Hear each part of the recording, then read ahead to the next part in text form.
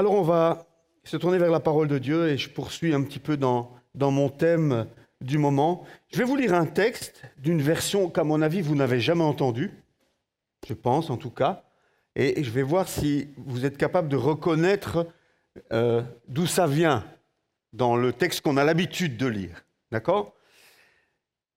La version dit ceci: « Voici ce que je veux que vous fassiez. Trouvez un endroit calme et isolé pour ne pas être tenté de jouer un rôle devant Dieu. Soyez là, aussi simplement et honnêtement que possible. Le centre d'intérêt passera de vous à Dieu et vous commencerez à ressentir sa grâce. Le monde est plein de soi-disant guerriers de la prière qui ignorent la prière. Ils regorgent de formules, de programmes et de conseils, de techniques pour obtenir ce que vous attendez de Dieu. Ne tombez pas dans ce non-sens. C'est votre Père avec qui vous avez affaire et il sait mieux que vous ce dont vous avez besoin. Avec un Dieu comme celui qui vous aime, vous pouvez prier très simplement comme ceci. » Vous avez repéré un peu d'où ça vient ? Matthieu 6, effectivement. On est au cœur du sermon sur la montagne. Le texte que vous avez l'habitude d'entendre dit ceci. « Mais toi, quand tu pries, entre dans ta chambre, ferme ta porte et prie ton Père qui est là dans le lieu secret, et ton Père qui voit dans le secret te le rendra. En priant, ne multipliez pas les paroles comme les membres des autres peuples. Ils s'imaginent en effet qu'à force de paroles, ils seront exaucés. Ne les imitez pas, car votre Père sait de quoi vous avez besoin avant que vous le lui demandiez. Voici comment vous devez prier, et à cela suit le Notre Père. » Ça sera peut-être le thème d'une autre prédication. Mais moi, je veux m'arrêter là. On est en plein cœur du sermon sur la montagne, chapitre 5 de Matthieu, chapitre 6, chapitre 7. Et ici, en plein cœur du sermon sur la montagne, Jésus va révéler à ses disciples ce à quoi il s'attend de leur part. J'ai été frappé en relisant ce texte de voir que Jésus s'attend à 3 choses de la part de ses disciples. Est-ce que vous savez de quoi il s'agit ? Quelles sont les 3 choses que Jésus attend de nous ?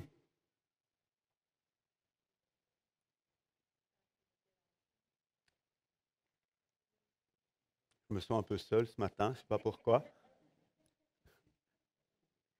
Au début du chapitre 6, Jésus dira « Lorsque tu fais un don à quelqu'un, mais toi, quand tu fais un don, qu'il se fasse en secret, et ton Père qui voit dans le secret. » Jésus s'attend de la part de ses disciples qu'ils soient des personnes généreuses.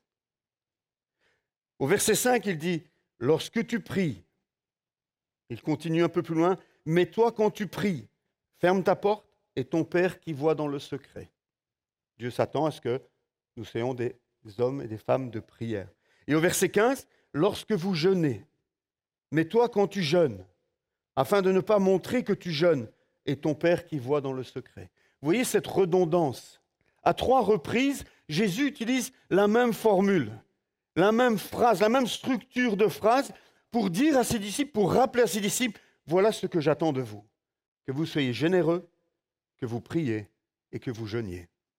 Ce sont les 3 choses que Jésus s'attend de la part de nous. Il ne dit pas si tu donnes, si tu pries ou si tu jeûnes. Jésus dit à ses disciples, je vous appelle à la générosité, je vous appelle à la prière et je vous appelle au jeûne. Et ce matin, moi, j'ai à cœur de m'arrêter sur le « mais toi, quand tu pries ». Le verset 5, je ne l'ai pas lu, mais il dit « Lorsque tu pries, ne sois pas comme les hypocrites. Ils aiment prier debout dans les synagogues et au coin des rues pour être vus des hommes. Je vous le dis en vérité, ils ont leur récompense. Mais toi, quand tu pries… » C'est le verset 5. Jésus s'adresse aux religieux de son époque. Jésus veut mettre en garde ses disciples contre les religieux de son époque. Parce que les religieux de l'époque de Jésus priaient de manière à être vus. Ils aimaient se rendre à la synagogue, se mettre debout et prier devant tout le monde. Il y avait une règle qui disait qu'il y avait la prière de 9h du matin, la prière de 12h et la prière de 15h. Et ces hypocrites aimaient être là, évidemment, aux heures de prière, mais certains s'arrangeaient pour être un peu en retard. Et pour se retrouver à 9h, à midi ou à 15h, au coin de la rue. Alors j'étais obligé de m'arrêter et de prier au coin de la rue devant tout le monde pour bien montrer que j'étais un homme de prière. Et Jésus veut dénoncer cela. Il dit à ses disciples, la prière, ce n'est pas quelque chose qu'on fait pour être vu des hommes. Ça, c'est de l'hypocrisie. Jésus n'est pas contre la prière publique. Il ne faut pas mal me comprendre. Jésus a prié à plusieurs reprises en public. Ce que Jésus essaie de combattre ici, ce n'est pas la prière en public, c'est la prière hypocrite. Et Jésus veut enseigner à ses disciples de ne pas avoir des prières hypocrites, mais avoir des prières sincères. Des prières qui sont faites à Dieu.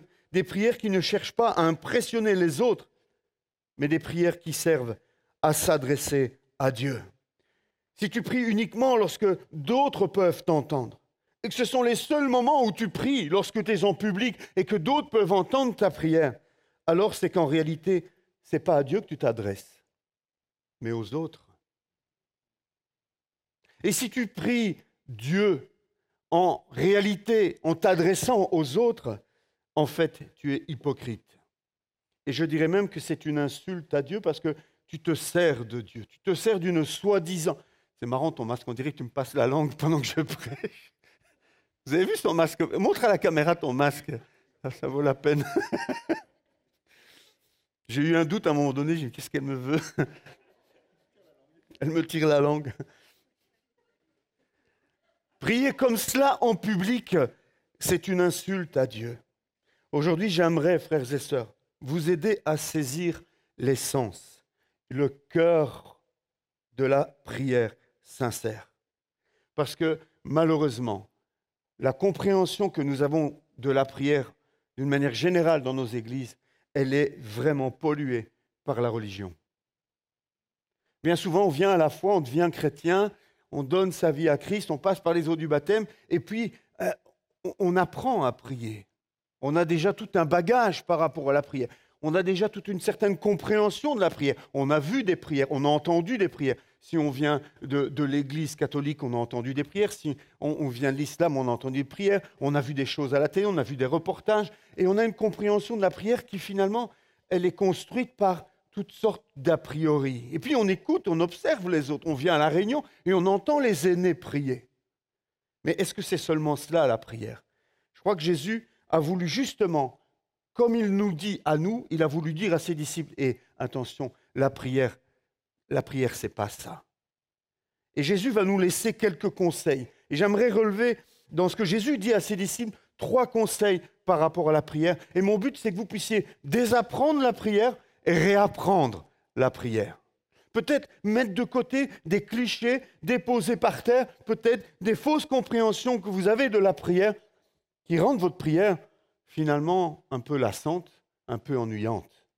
Parce que si vous ne faites que répéter comme des perroquets finalement ce que les autres vous ont appris, vous passez à côté de l'essence même de la prière. Jésus va dire, et ça c'est un des 3 aspects qui m'a interpellé, Jésus dit « Entre dans ta chambre et ferme ta porte ». Et ça fait résonance avec la prédication que j'ai donnée il y a 15 jours, vous vous souvenez, ceux qui ont entendu, où j'encourageais à faire comme Moïse qui avait construit la tente de la rencontre. Vous vous souvenez de cette prédication? La tente, elle est sur Internet. Elle a failli disparaître. On a eu chaud ce week-end, hein, Manu? On nous avait désactivé notre compte YouTube. Tout avait disparu. C'est revenu. On est heureux. Mais on va faire des backups de tout ça pour plus que ça nous arrive. Mais allez réécouter si vous n'avez pas entendu cette prédication. Mais nous sommes appelés à avoir notre tente de la rencontre. Et ici, Jésus dit, entre dans ta chambre et ferme ta porte. En fait, ce qu'il dit, c'est, trouve un endroit calme, un endroit isolé, où tu ne seras pas distrait par toutes sortes d'autres choses. C'est un endroit où nous ne pouvons impressionner que Dieu, parce qu'il n'y a plus que lui et moi. Et lorsqu'il n'y a plus que lui et moi, les masques tombent. Les masques tombent et je dois être vrai avec lui. En grec, le mot qui est utilisé ici par Paul, c'est chambre privée. En réalité, c'était un endroit dans la maison où on stockait les marchandises et c'est là qu'on cachait son trésor. Si on avait quelque chose à cacher, on le mettait dans cette chambre qui s'appelait la chambre secrète. C'est de cette chambre-là que Jésus parle. Entre dans ta chambre et ferme ta porte. Cela nous rappelle qu'il y a des trésors extraordinaires à découvrir dans la présence de Dieu, dans le lieu secret. Jésus utilise cette expression à 3 reprises tout à l'heure. Vous avez vu, là où ton Père est, là où il voit dans le secret, va dans le lieu secret. Dieu nous attend dans cet endroit. De même qu'un couple a besoin de vivre des moments d'intimité, de même qu'un couple a besoin d'avoir ses secrets, d'avoir ses moments privés, parce que cela renforce l'amour dans le couple, de même le chrétien est aussi attendu par Dieu pour avoir dans le lieu secret des moments entre 4 yeux, on pourrait dire. Ce n'est pas un devoir. Souvent, on voit la prière comme un devoir. Mais ce n'est pas un devoir, la prière. C'est un privilège. C'est un privilège. C'est un droit qui nous a été acquis. Vous savez, on est très sensible par rapport à nos droits et à nos devoirs de nos jours. Eh bien, j'aimerais vous dire et vous rappeler ce matin que ce n'est pas un devoir de prier. Si c'était un devoir pour moi d'aller vers mon épouse, de lui consacrer du temps, si c'était un devoir pour moi de lui consacrer 1 heure par jour, si c'était un devoir pour moi d'avoir des moments d'intimité avec elle, ça poserait un sérieux problème. Il y aurait de quoi se poser de sérieux problèmes par rapport à l'amour que j'ai pour elle. Comprenez cela? Vous êtes d'accord avec moi? Si aller vers Dieu dans la prière, c'est un devoir, mais alors c'est que tu passes totalement à côté de l'essentiel. C'est un privilège de pouvoir nous adresser à Dieu. C'est un droit qui nous a été acquis par Christ. Un droit qui est là à notre disposition 24 heures sur 24. Nous pouvons nous approcher de lui. Alors voyons la prière non comme un devoir, mais comme un droit. Maintenant, je dois vous avouer aussi que parfois, mon âme est paresseuse. Ma chair est paresseuse. Et alors, je me fais un devoir de passer au-dessus de ce qu'elle a envie pour m'approcher de Dieu dans la prière. Je me fais un devoir de réclamer mon droit. Je me fais un devoir d'entrer dans mes droits. Entre dans ta chambre et ferme ta porte. Ça me fait penser aussi à entrer dans le lieu le plus secret. Entre dans ta chambre et ferme ta porte. Ça me fait penser aussi à la disposition de mon cœur lorsque je veux prier. Lorsque je veux prier, je dois essayer de me vraiment déconnecter de tous les tracas extérieurs, de toutes les sollicitations extérieures, de tout ce qui va me distraire pour vraiment entrer en moi-même. On conseille souvent, lorsqu'on veut prendre un moment de prière avec Dieu, de commencer par faire silence, de commencer par disposer son cœur afin de pouvoir vraiment être concentré sur ce qu'on veut faire, sur ce qu'on veut dire, sur ce qu'on veut entendre, sur ce qu'on veut vivre avec Dieu. Ensuite, Jésus va dire, en priant, ne multipliez pas les vaines paroles, comme ceux qui ne connaissent pas Dieu dans la version que j'ai lue, mais en réalité, dans le texte grec, c'est comme les païens, comme les idolâtres. C'étaient les païens et les idolâtres qui répétaient des vaines paroles. On pense à Élie et les prophètes de Baal. Pendant des heures, ils ont crié à ce que les Baals fassent descendre le feu sur l'autel. Il n'y a rien qui s'est passé. Élie s'est levé, il a fait une courte prière et le feu est tombé. Jésus nous encourage à ne pas multiplier les paroles comme les membres des autres peuples, comme ces idolâtres qui s'imaginent qu'à force de paroles, ils seront exaucés. Ne les imitez pas, car le Père sait de quoi vous avez besoin avant que vous le lui demandiez. En fait, Dieu n'est pas impressionné par notre éloquence ou par la longueur de nos prières, mais il est impressionné par notre cœur dans la prière. Dieu n'a pas d'oreilles pour entendre les mots de notre bouche, mais il a des oreilles pour entendre les mots de notre cœur. Il nous faut redécouvrir la prière. Ce n'est pas une question de longueur ou de beauté des mots, c'est une question d'intensité du cœur. C'est une question d'amour, c'est une question, ça vient de là, ça vient de l'intérieur. Qu'est-ce que vous faites lorsque vous êtes face à une personne qui vous interpelle ou qui vous téléphone et qui vous parle, qui vous parle, qui vous parle encore, qu'il n'y a pas moyen d'arrêter. Et ça continue. Et elle se répète. Et elle vous réexplique les mêmes choses. Et elle ne parle que d'elle-même. Et ça continue. Et ça continue. Vous faites quoi dans ces moments-là? Honnêtement. Vous trouvez un moyen de glisser un petit mot dans la conversation pour mettre un terme à la conversation. Il n'y a rien de plus saoulant qu'une personne qui ne vous lâche pas et qui vous parle d'elle, qui vous parle d'elle, qui vous parle d'elle non-stop, qui ne s'intéresse même pas de savoir ce que vous vivez ou qui veulent même pas, ou qui vous demandent votre avis, mais qui en réalité embrayent immédiatement pour donner le leur. Enfin, ce genre de personnes, évidemment, on les fuit. On essaye de les éviter. Et on est heureux des GSM qui affichent les numéros aujourd'hui. C'est très pratique. Ah oui, ça je vais l'apprendre, ça doit être urgent. Si elle m'appelle, c'est que c'est urgent, parce que c'est rare qu'elle m'appelle, c'est qu'elle a besoin. Et puis de temps en temps, oh non, pas elle. Je l'ai eu il y a 1 heure déjà. Vous n'êtes pas comme moi, je suis sûr que vous ne faites pas ça. Je suis sûr que vous ne faites pas ça. Maintenant, si je ne décroche pas quand vous m'appelez, ce n'est pas toujours à cause de ça non plus. Hein. C'est pas aussi parfois parce que je suis occupé à autre chose. Hein. N'allez pas vous imaginer qu'à chaque fois que je ne réponds pas au téléphone, je suis en train de dire « Oh non, pas elle hein. !» Mais ça peut arriver. À vous de voir. Parfois, j'ai l'impression que Dieu n'a pas envie de décrocher. Parfois, j'ai l'impression que Dieu n'a pas envie de décrocher en se disant « Ça ne sert à rien. Je vais entendre des bla bla bla. » Parce que le texte grec qui est utilisé pour parler des veines redites, c'est le mot qui a donné balbutier, qui a donné bégayer, et qui peut être traduit par bla bla bla. Il y a une chanson, hein, comme ça, bla bla bla. Vous connaissez cette chanson, non? Allez voir sur. Parfois, nous faisons des bla bla bla. Nos prières sont des bla bla bla. Des vaines redites. La définition de blablabla ou de babillage, c'est, je l'ai écrit en tout petit ce matin, donc j'ai du mal à le lire, discours vide ou mensonger destiné à éblouir. Est-ce qu'on peut éblouir Dieu? Est-ce qu'on peut mentir à Dieu? Est-ce qu'on peut venir avec des discours d'esbrouf, des discours pour essayer de le manipuler, franchement? Nous nous comportons parfois réellement comme des enfants devant Dieu. Vraiment.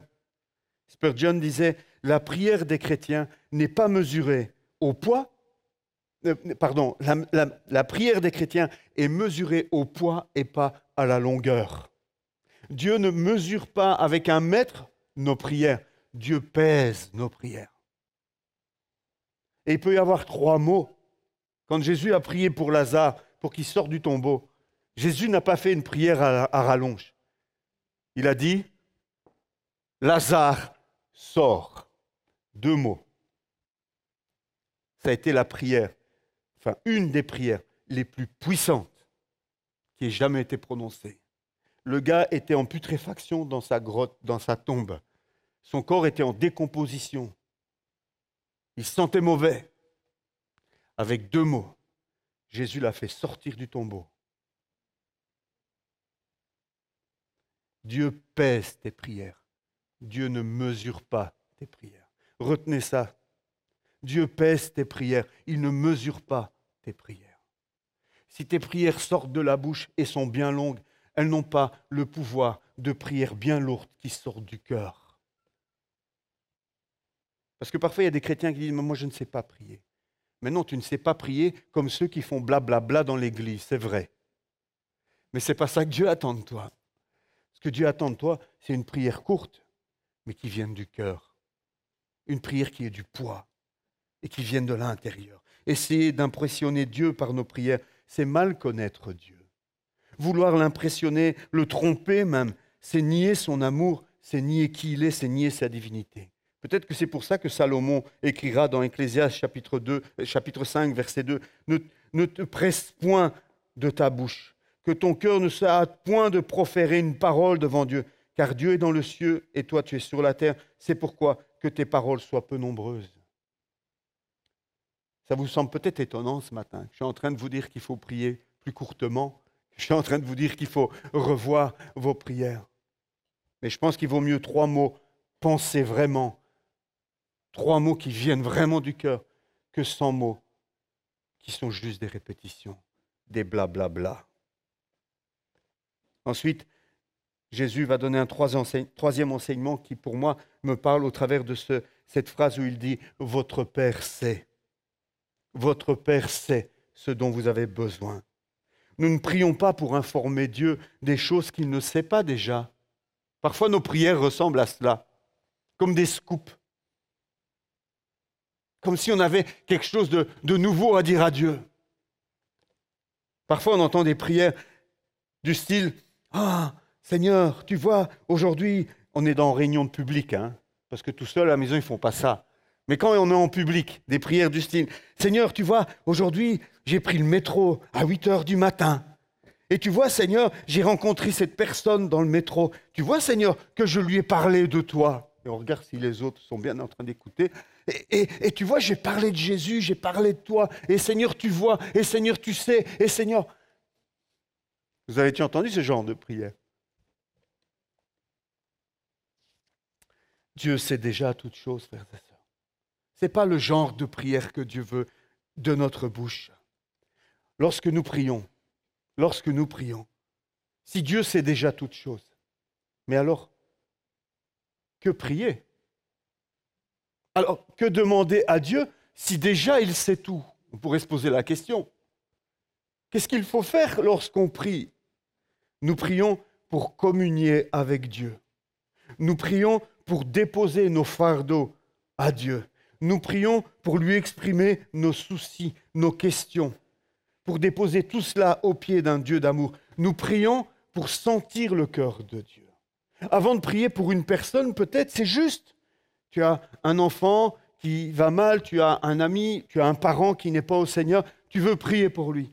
Peut-être avant de te lancer, viens dans la présence de Dieu et essaye d'écouter et de sentir le cœur de Dieu. Qu'est-ce que Dieu pense de cette personne? Qu'est-ce que Dieu veut pour cette personne? Qu'est-ce que Dieu pense de cette situation? Qu'est-ce que Dieu pourrait faire? Et commence à avoir un dialogue avec Dieu.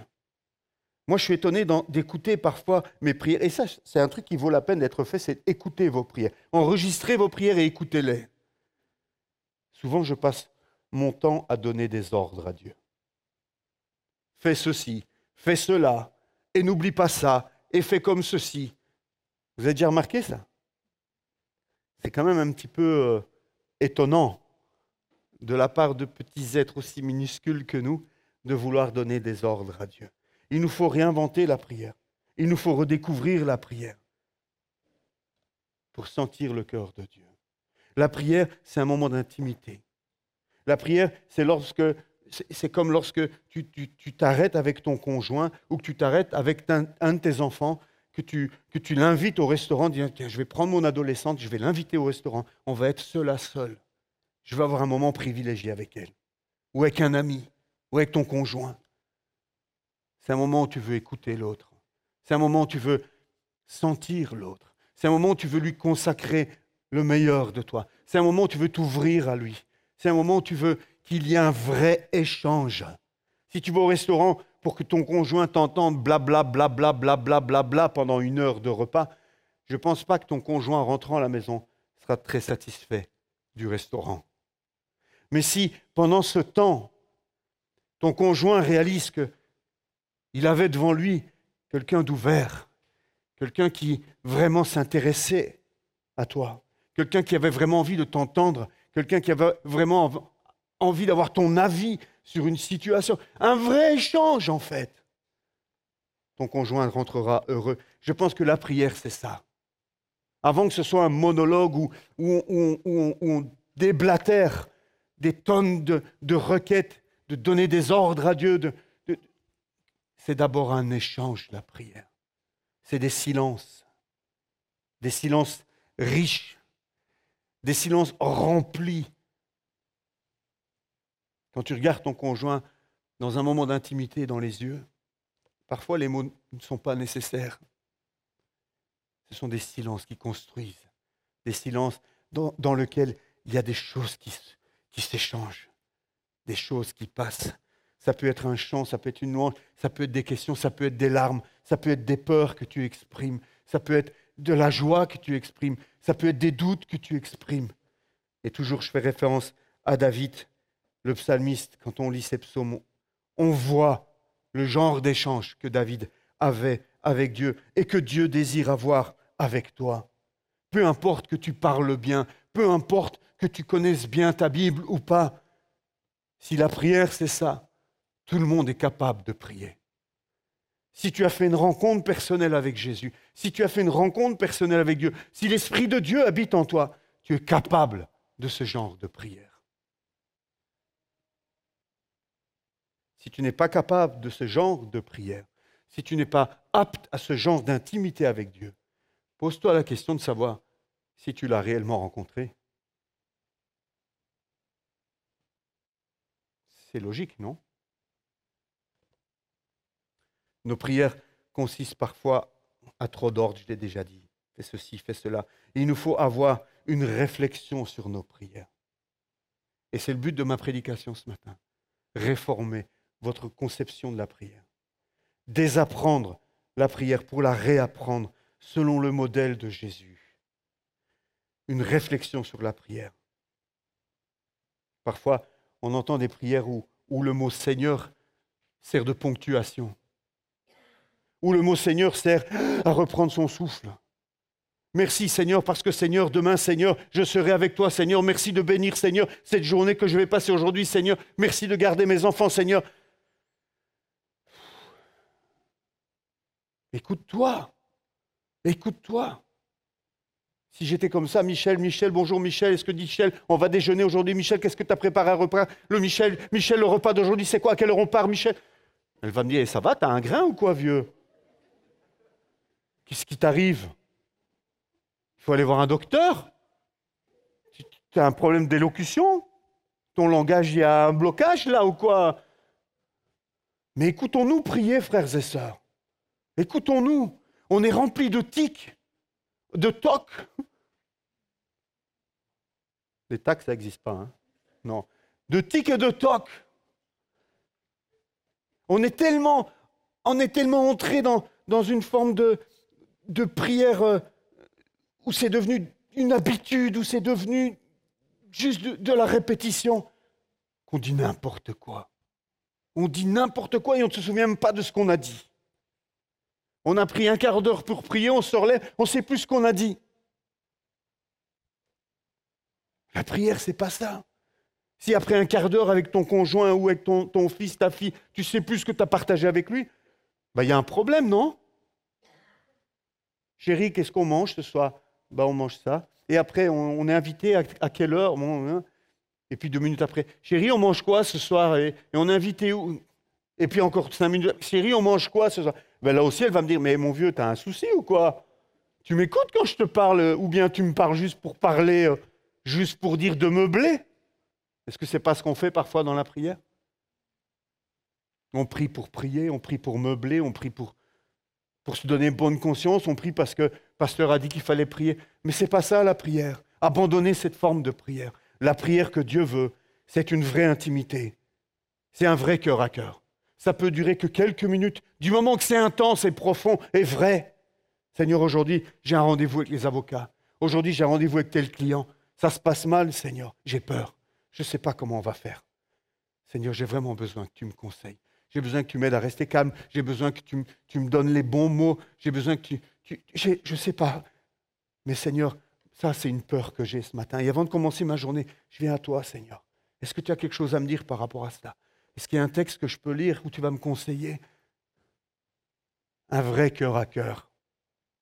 Un vrai moment où tu ouvres ton cœur. Des soucis, on en a tous. Des difficultés, on en a tous. Ce n'est pas la peine de les cacher à Dieu. Mais en parler à Dieu, ça fait du bien. Ça fait du bien. Michel, parfois, rentre du boulot, elle a une journée difficile, des parents compliqués, des situations à gérer. Elle aime m'en parler. Pas parce qu'elle veut que je trouve des solutions nécessairement, mais elle aime en parler avec celui avec qui elle partage sa vie. Et si j'écoute pas, ça la blesse. si je ne prends pas le temps de l'écouter, si je la coupe, si je lui donne des solutions alors qu'elle ne m'en demande pas et qu'elle n'a même pas fini ça, ça la blesse. Il y a un échange. Je lui laisse le temps de me parler. Et je vois si elle a besoin d'une réponse ou pas. Enfin, on apprend à communiquer. La prière, c'est ça, frères et sœurs. C'est dépendre de lui. C'est venir dans sa présence, faire silence, parler avec des mots pesés. C'est une vraie conversation. Parfois, on devrait se demander si les choses qu'on dit à Dieu, on les dirait à un ami. Les choses que je dis à Dieu, est-ce que je les dirais à un conjoint? Ça pourrait peut-être nous faire réfléchir sur la prière. Un commentateur biblique a dit « La prière n'est pas conçue pour informer Dieu, mais pour donner à l'homme une vue de sa misère.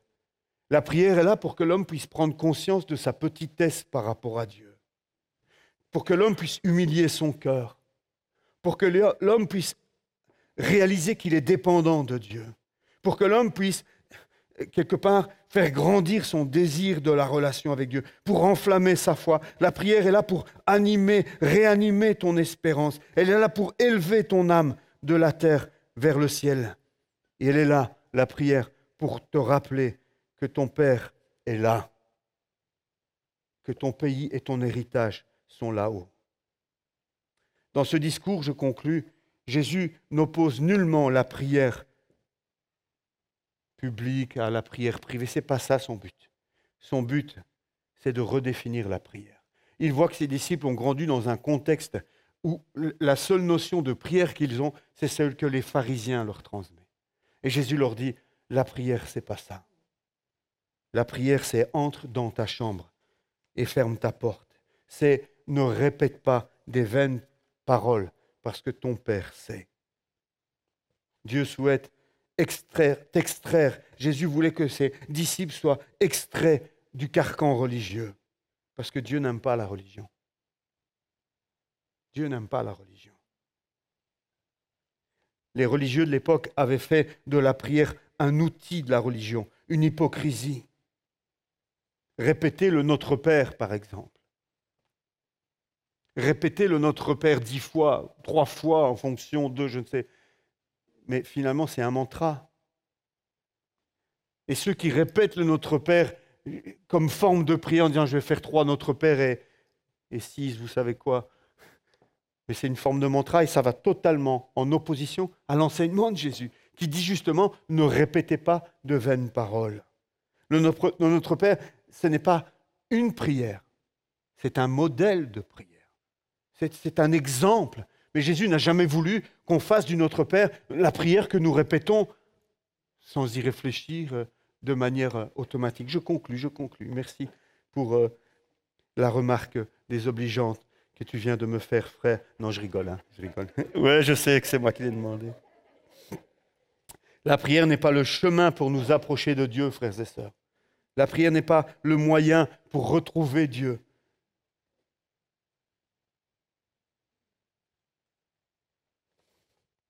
Es-tu un intime de Dieu ce matin? C'est la question que je voudrais te laisser. Est-ce que tu as une intimité avec Dieu? Est-ce que tu es un intime de Dieu? Est-ce que tu connais Dieu? Est-ce que Dieu te connaît? Est-ce que tu es un chasseur de Dieu? Est-ce que chaque jour, il y a un moment où tu veux chasser Dieu, où tu veux être à l'affût et essayer de saisir un moment avec lui? C'est dans la prière que Dieu se révèle à nous.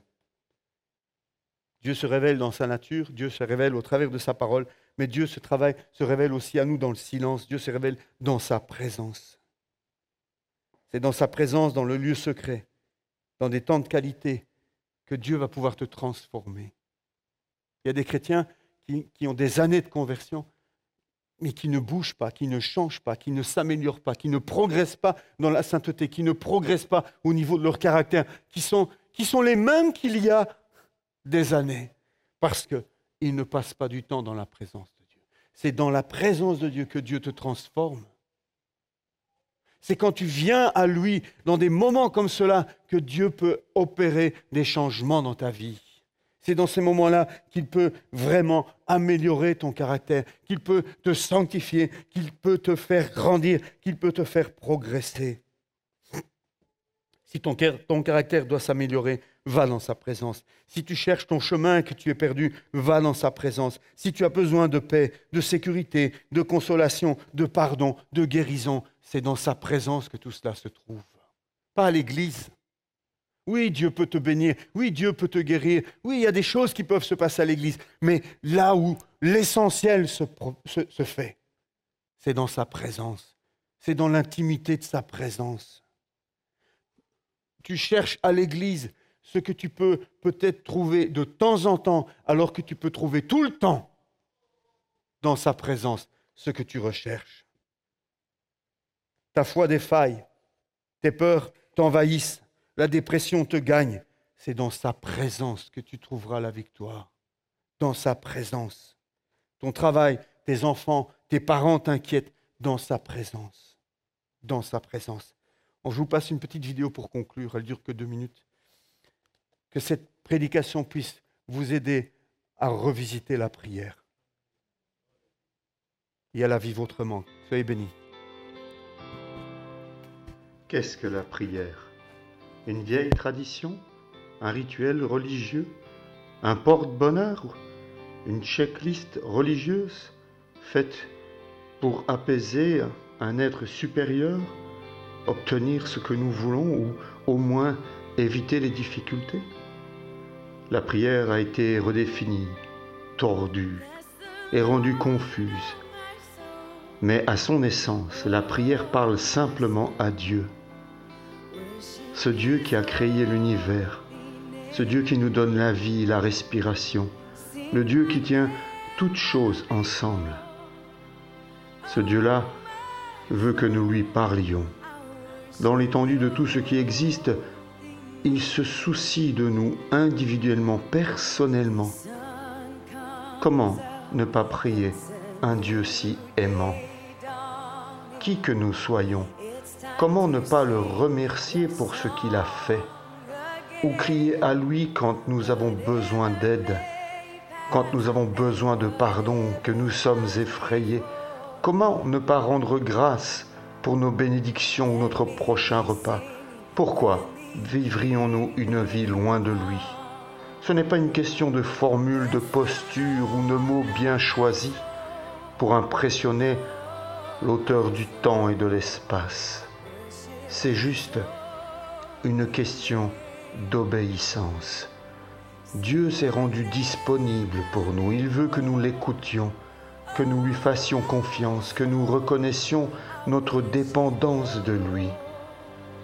Il veut que nous nous rapprochions de celui qui nous a aimés le premier.